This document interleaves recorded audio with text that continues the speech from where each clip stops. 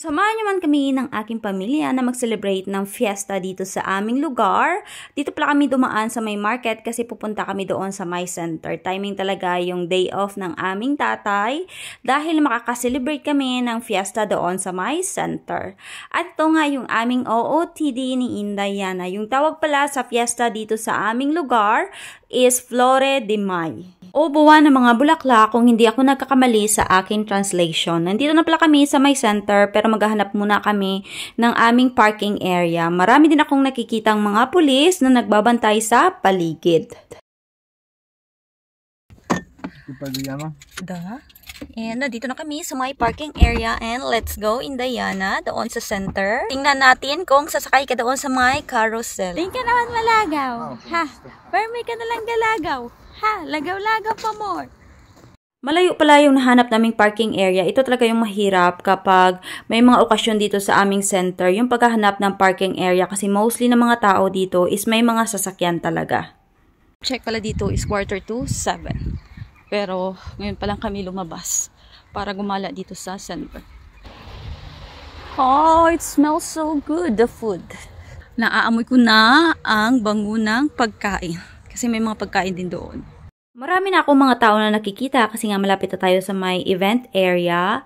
Pero kung walang mga okasyon dito, hindi mo talaga makikita yung mga ganitong kadaming mga tao. Kasi mostly sa kanila is nagsistay lang sa bahay. Tapos yung iba naman is busy sa kanilang mga work. Mayroon pala silang pa-concert later pero hindi na kayo manonood kasi ang lakas ng kanilang sound at parami ding nagbebenta ng mga laruan dito sa paligid. The good thing lang is maliit pa si Indayana kaya nakatipid kami ngayong taon.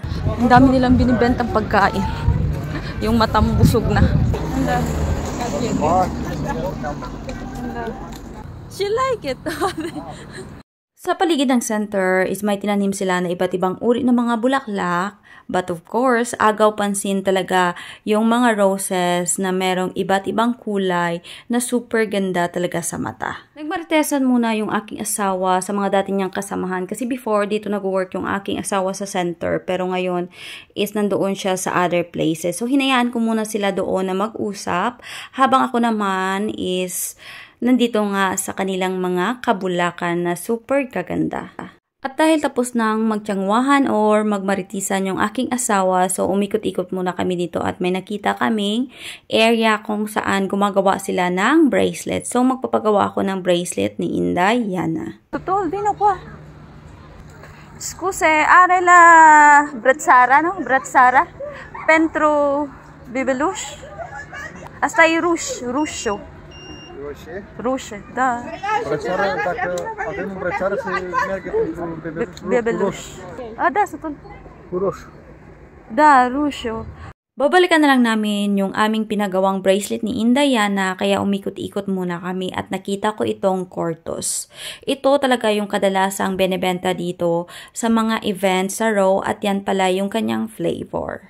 Yung masarap na flavor dyan is yung nuka, caramel, tsaka tsokolata. Pero yung kinuha kong flavor dyan is tsokolata. Sa Iloilo pala is merong Cortos. Kaya itry nyo na dyan sa mga taga Iloilo kasi masarap talaga siya. At bumili rin pala ng juice yung aking asawa at hindi talaga mawawala na bumili rin ako ng mais. Every time na gumagala kami ng aking asawa is bumili ako ng mais. Tapos umupo muna kami dito saglit sa may kilid at si Indayana gusto niyang kumain. Pero sabi ko sa kanya is hindi pa pwede, bawal pa. Kasi maliit ka pa. At ito pala yung Cortos na sinasabi ko sa inyo. Super sarap niya. Basta itry nyo sa mga taga Iloilo kasi may napanood nga ako na isang vlogger na meron ngang Cortos doon. At kinuha na namin yung aking pinagawang bracelet para kay Indayana and super ganda sa kanyang kamay. Meron pala silang nilagay na iba't ibang kulay ng mga payong dito sa may harapan ng library. So, magpipictorial kami ditong magpamilya. Kasi this is the first family pictures namin na mag-celebrate ng fiesta dito sa aming city. Nakakahabi lang talaga gumala ngayon. Kasi kasama ko na yung aking famba. Tapos kami dito sa may umbrella to have picture taking. So, iikot-ikot muna kami. Kasi maganda pa talaga yung sikat ng araw. But it's already 8:30 in the evening. Super laki na talaga ng improvement ng aming city, especially na marami na silang nilalagay ng mga fountain. Tapos, meron na rin kaming bagong park doon sa kabila na aking vlinag noon. Tapos, tingnan nyo naman, yung other style ng upuan na para siyang upuan sa dagat. Super nag-enjoy talaga ang aming Junaki sa pag-iikot namin kasi nga marami siyang mga bagay na bago pa lang nakita ng kanyang mga mata. Dumaan pala kami dito sa may bilihan ng bubble tea kasi gusto kong uminom ng bubble tea. Pauwi na pala kami and nagtapon ako ng basura dito. Diyan ang ganda ng building sa likod. Tingnan nyo naman. So, yun lang yung ating kaganapan. Uwi na kami kasi it's 9.